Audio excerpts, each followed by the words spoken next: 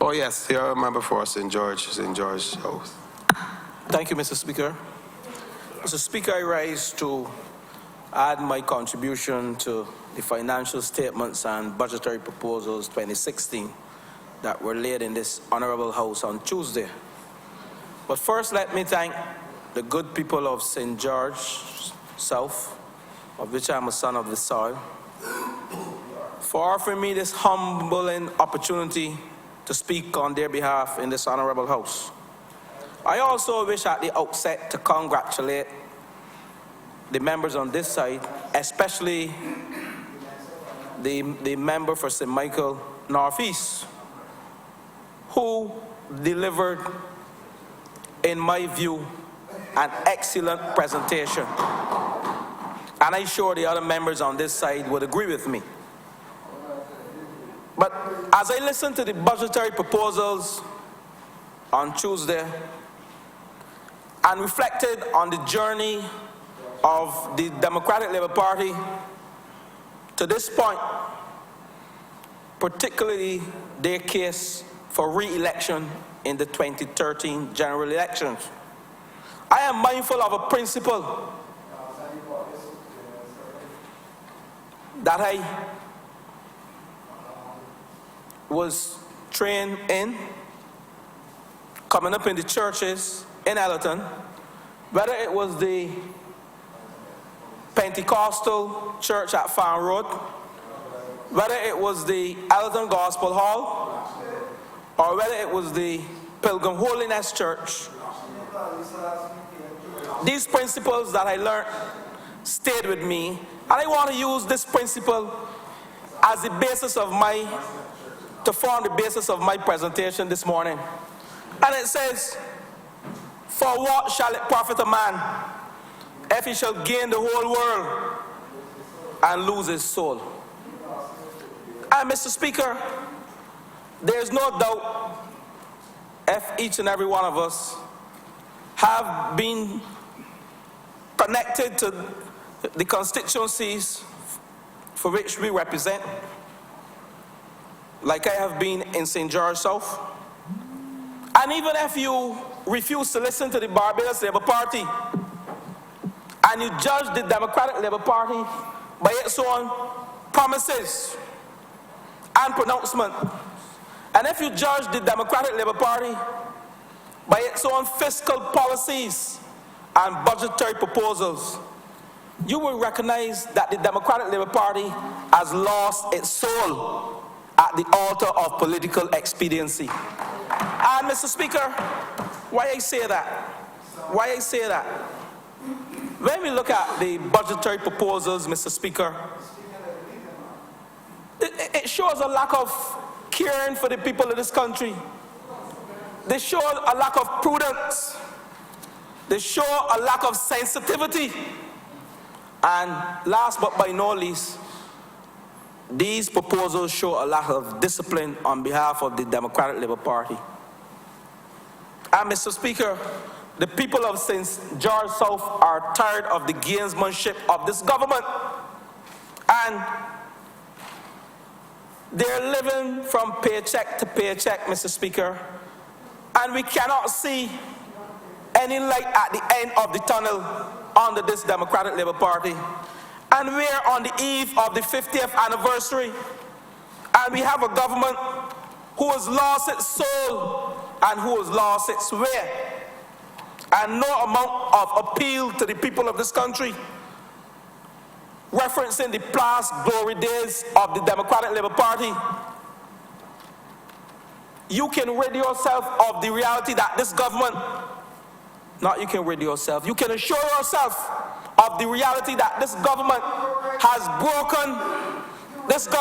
broken its legacy of the Democratic Labour Party, the past legacy, and now it is struggling. But Mr. Speaker, it is struggling under one common person, the Right Honourable Member for St. Michael South, the ceremonial leader. And I wish to spend the next 25 minutes or so looking at a few areas. And I want to begin with the Employment Rights Tribunal. And You know that a government has lost its soul when a minister sees it fit to celebrate the success of a tribunal. And this government has failed to sympathize or apologize to the workers of the National Conservation of the NCC who were sent home. Not an apology from the Minister of Labour, nor an apology from the ceremonial leader, the Right Honourable Fondel Short. But yet, the Right Honourable Member for St. Michael South, Mr. Speaker. But yet, this government is celebrating the success of an employment rights tribunal. But let me pick this apart. The verdict on the NCC workers were laid down by the tribunal some weeks ago. And when I read the document, Mr. Speaker, this document spoke, the decision in the document, Mr. Speaker, spoke to reinstatement of the NCC workers through the entire document. It spoke to that. It spoke to that, Mr. Speaker. And I would like all the members of the Democratic Labour Party and all the public to get a copy and read that verdict handed down by the tribunal on the NCC workers. But, Mr. Speaker, it gets worse, you know. Having laid the decision for reinstatement for the NCC workers, the tribunal went on to say that reinstatement at this stage is nugatory. Nugatory. And I looked in the dictionary for the word, and that word means, nugatory means trivial, if you want to say useless, insignificant, unimportant. Those are the definitions to the word nugatory. The decision handed down, I think it's on page 35 of the document. Having spoken to reinstatement, then you can come and say that reinstatement of the NCC workers would be nugatory at this stage. Now, two things, Mr. Speaker. The tribunal's role was not to pass any political judgment in the case. The tribunal's role was to hear the case and, to be fair, not to recommend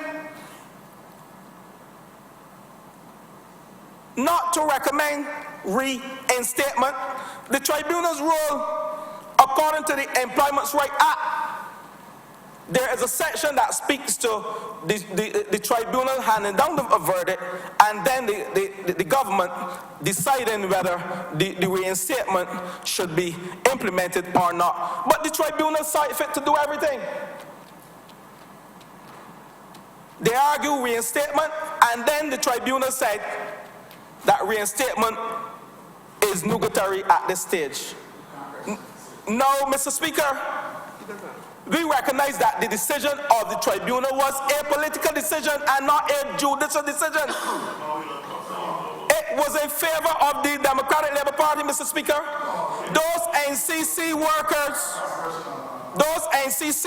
Mr. Speaker, those NCC workers under the Employment Rights Act will not be eligible for the 106 weeks of compensation, because at the hearing at the end of the tribunal, it would have been. Honourable Member, I hate to interrupt you. Just a minute, please. Mr. Eastman, come a minute, Pedro. Just a minute, because he clearly can do that.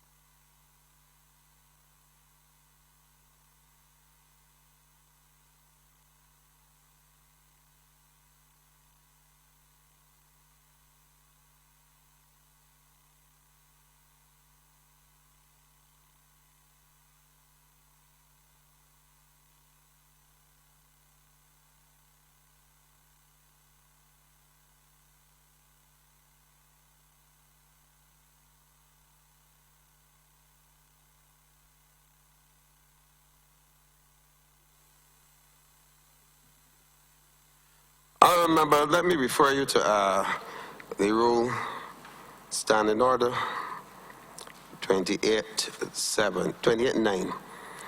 It says that the conduct of Her Majesty the Queen, members of the royal family, His Excellency the Governor General, members of either House of Parliament, judges, or the performance of judicial functions by any person may not be referred to except upon a substantive motion. And then it goes on to talk about the attack on persons, the character of persons, and you're not allowed to do it except in the official capacity, and in which case you have to give notice. I stop you because you may feel strongly about it, but whether or not you like it, that tribunal, which is constituted by the laws of this land, performed a judicial function and made a certain ruling. And I am not going to permit the record to stand with you accusing the tribunal of what you have accused them of. I want to caution you as you go forward, and if you persist, I will have no choice but to direct you to discontinue your seat, your speech, and take your seat. So I want you to withdraw the comments with respect to that tribunal, and they'll be struck from the record. Thank you, Mr. Speaker. I withdraw the comment, and I will move on. Record. But, Mr. Speaker, I move it on to another point related to the Employment Rights Tribunal. And recently, the Minister of Labour has shown a lack of respect for the trade unions in this country. Haven't already destroyed the social partnership, haven't already destroyed the first Employment Rights Tribunal. The Minister of Labour sees it fit now to appoint someone who has not been recommended by the union to sit on the Severance Payments Tribunal. And I wish to refer to a letter to the General Secretary of the National Union of Public Workers, representation on Severance Payment Tribunal. And it says, I acknowledge receipt of your correspondence. Honourable Member, please quote the letter, specifically the date and so on, and let us know who signed by. Minister of Labour, Social Security and Human Resource Development, dated August 15, 2016. And is it addressed to who? It is addressed to the General Secretary of the National Union of Public Workers, Mr. Speaker. Well. I said that earlier, Mr. Speaker. Representation on the Severance Payments Tribunal. And Mr. Speaker, this letter said, I acknowledge receipt of your correspondence dated August 10, 2016 on the above mentioned subject. The Minister sincerely apologizes for the error which was made in appointing Mr. Walter Maloney, former president of the NUPW, as the workers' representative on the Severance Payments Tribunal. In this regard, it is noted that Mr. Akani McDowell, the current president of the NUPW, has been nominated to serve on the aforementioned tribunal. In an effort to correct this error, and in accordance with paragraph 4 of the 6th schedule of the Severance Payments Act, Cap 355A, a letter of resignation will be required from Mr. Maloney. The ministry therefore seeks your assistance in securing this said letter. Yours faithfully, copied to the Director of National Insurance. Now, Mr. Speaker, this letter clearly says that it was an error. But Mr. Speaker, when you can make such an error and you continue to bungle, because you have made several errors, Mr. Speaker. Yes, Honourable Member. Misleading the House, and in so doing is misleading himself. First thing, sir, is that he's confusing the Employment Rights Tribunal with the Severance Payments Tribunal. That's the first error that he's made. The second thing, sir, is that the honourable member knows that in fact that all that took place was indeed a clerical error, which is acknowledged by the minister. There's nothing untoward about it, but the point, though, is that there's been no destruction of the first Employment Rights Tribunal that he alluded to, and indeed what he's reading about is the Seventh Payment Tribunal. Thanks for the elucidation. Honourable member, please continue. I put representation on Severance Payments Tribunal. But, Mr. Speaker, this government continues to make errors on top of errors that continue to affect the people of this country. And when you can throw the clerk under the bus, any minister that is credible, Mr. Speaker, any minister that is credible would not come to the fore and say it is a clerical error. Accept responsibility for the error. Do not throw the clerk under the bus, Mr. Speaker. True. And I'm saying to you that this government has made errors and errors on top of errors. And who is at the head of these errors, Mr. Speaker? The Right Honourable Member for St. Michael South, Mr. Speaker. And I can list a number of issues as it relates to the Right Honourable Member for St. Michael South, Mr. Speaker. And I can list 5 right now because I am a student of management and I believe that leadership matters. And when you at the head make errors, then there's no reason why we as a people, when errors are made by your subordinates, when you yourself don't correct your errors, then we don't expect you're going to correct the subordinates' errors. And these are some of the errors. February 2013, the Right Honourable Member for St. Michael South came to this country and told the public that no one will go home. And after elections, come December 2013, people went home. People went home, thousands went home, but that's not all. The Honourable Member's speech at the 30th BCC graduation ceremony, the Honourable Member said that to charge tuition fees, he said that tertiary education in Barbados will remain free across the board, and to charge tuition fees would be a retrograde step. Mr. Speaker, the Right Honourable Member for St. Michael South said that tuition fees have been charged. That was November 2011. The Cahill Agreement that the Honourable Member for St. Michael North, he spoke about that too. And in 2010, the Honourable Member for St. Michael South said to this country that all and sundry recognized that the world was in a recession from 2007. It was knowledge.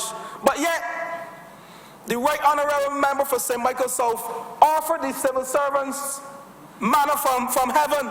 That is what we call it. He offered the civil servants manna from heaven, importation of duty-free cars, just to win the 2013 election. But, Mr. Speaker, in those days, he was the paragon of piety, of piousness. He wasn't then, Mr. Speaker. But now, he is the bane of our lives. Because the people of this country recognize that the Right Honourable Member for St. Michael South has made errors on top of errors and has promised the people so many things and has failed to deliver. So that is why his ministers, the Minister of Finance in these budgetary proposals, promised so many things to this country. But yet, implementation, delivery is far-fetched. So, Mr. Speaker, I want to turn my attention to a very important aspect of the budgetary presentation, which is the whole aspect of the public service. Because in this Honourable House, I sit and I observe. And during the Honourable Member for St. Michael Northeast presentation, I saw members on the other side when she said that there was law back in 2007, in the Public Service Act. People said no, but I have it here. And this government has treated the public servants with scant disrespect. I have the act here, the Public Service Act. I think the honourable member, on the point of elucidation, I should say, if I may elucidate, scant disrespect means that we treat them with great respect. Scant disrespect means that we treat them with very great respect. It doesn't mean that, I'm sure. I'm obliged. Mr. Speaker, that is what the Prime Minister dwells on, triviality. That is what he's trying to do, Mr. Speaker. This government has treated the public servants with blatant disregard. They have treated the public servants with blatant disregard. And I'm saying that the Minister of Finance had a plan to cut jobs in the public service. He had a plan. And I'm saying, Mr. Speaker, that this act, the Public Service Act, and if we look at section 13(5) of the act, it speaks to all temporary posts that were created prior to December 2007 and had been in existence for more than 3 years are hereby established. That's the first part of the act. This is section 13(5). And then section 13(7), it goes further, and it says that any person in 2007 that was not appointed but was in an established post for no less than 3 years and had the necessary qualifications was entitled to be appointed to a post with effect December 2007. Again, the Democratic Labour Party slept on the rights of the workers ever since they became government. And the BLP, the Barbados Labour Party, 9 years ago provided the legal basis for temporary workers to be given security of tenure after 3 years in the public service. And the Democratic Labour Party did nothing for 8 years. And now we are approaching elections. They're currying favor with every person in the civil service, speaking about appointments, all temporary post appointments. You cannot be lawmakers and lawbreakers. There was legislation for you to follow. We had persons in the public service. We have persons in the public service prior to 2010 who should have been appointed. But it was said that there were no established posts. These were persons who were eligible for appointment. And I believe that you're a little too late, Mr. Speaker. We welcome the appointments in the civil service.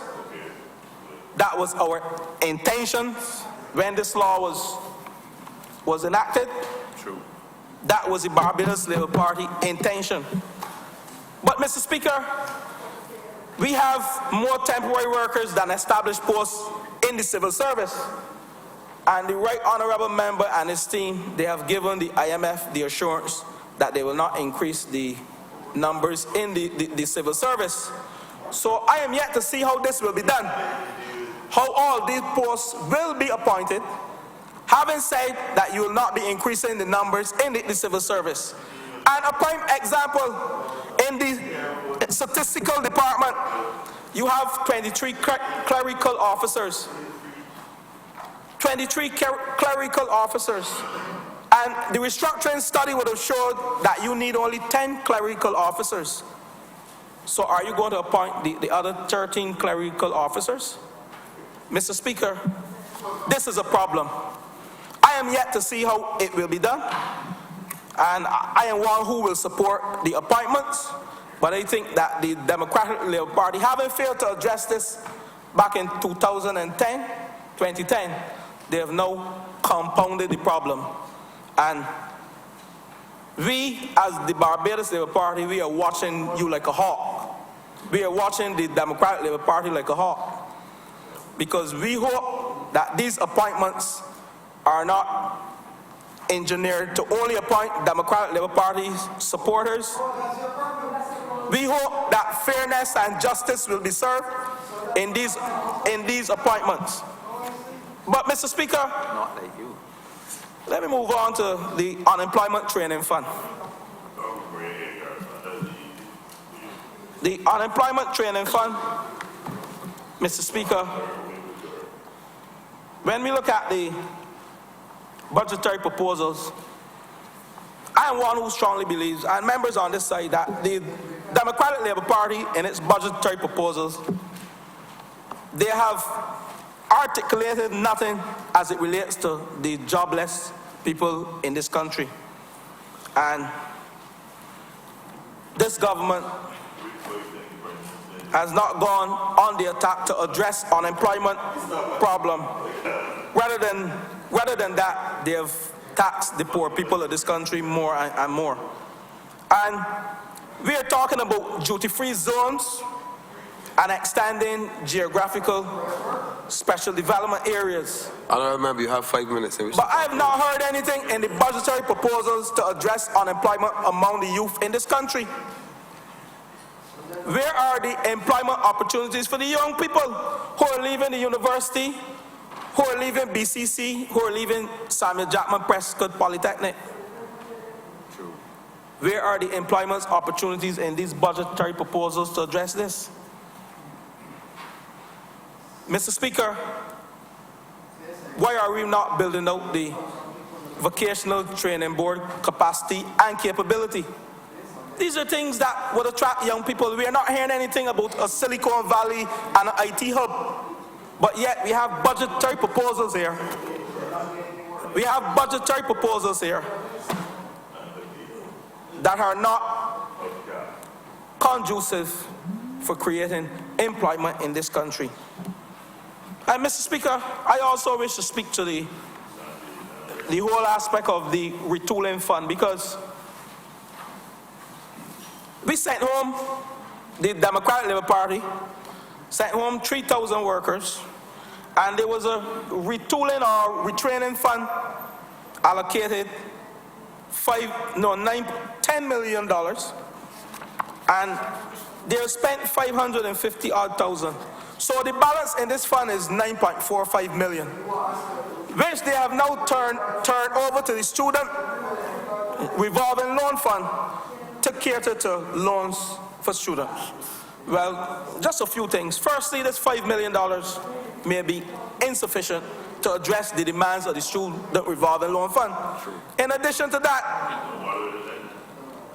you're now taking money from persons who would have made a meaningful contribution to the Social Security Fund, and you're transferring the fund to the Student Revolving Loan Fund, to people who have not made a contribution to the Social Security Fund. I am asking if this is right. I am asking if this is right. You can just take up the NIS money and you can move it from the retooling fund to the Student Revolving Loan Fund. Is this right, Mr. Speaker? These are the questions the Right Honourable Member for St. Michael South and his team must answer. And we have to recognize that this money is not cash money, because while we say it is 9.45 million, it is treasury bills. And if you cash them in early, they will be discounted. These are some of the issues. These are some of the issues with this fund. While I would like to see the Student Revolving Loan Fund healthy, we have to recognize that when we do things, it must be just, it must be fair, and it must withstand the scrutiny of any legislation in this country. And this Democratic Labour Party has shown this country that they have done things that were not prudent, that were not just. And we speak about Cahill, sorry, I'm not going back there. But these are some of the issues in this country as it relates to the governance by the Democratic Labour Party. Now, let me move to health care. This National Social Responsibility Levy. And the current Minister of Health, and I must give credit where credit is due, because the former Minister of Health, when he took up the post, he said that there was a need for healthcare financing in this country. That was the former Minister of Health, and I must give credit where credit is due. But the current Minister of Health has done nothing since then. Only recently, the current Minister of Health chose to spend his time with town hall meetings and soliciting comments from technocrats and, I mean, something that we would do too. But he was not timely. The minister sat down for years and years and did nothing about healthcare financing. And now what we are saying in the budgetary proposals, they're kicking the ball down the road that the healthcare financing strategy will be implemented 2 years down the road when the Barbados Labour Party become the government of this day. That is what they're doing. They're kicking it down the road. It is said in here, articulated. Can't find the page for me. Honourable member, please wind up. Your time has elapsed. Now, Mr. Speaker, this current Minister of Health, he is hell-bent on playing golf daily. Honourable member, give you 1 minute to wind up, please. Rather than dealing with the issues. But, Mr. Speaker, while I close, I will never back down on my call for this government to respect the rights of trade unions and civil servants in this country. I will never back down from it. Mr. Speaker, it is timely to remind this government that political organizations came about as a result of the fight for the need to protect workers in this country. And when you, as a government, see it fit to disregard and also disrespect, because there have been cases of disrespect from this government towards the trade unions in this country, then you truly do not recognize the social partnership and the need for workers' rights in this country. Honourable member, thank you. So as I close, Mr. Speaker. Honourable member, please take your seat. Thank you.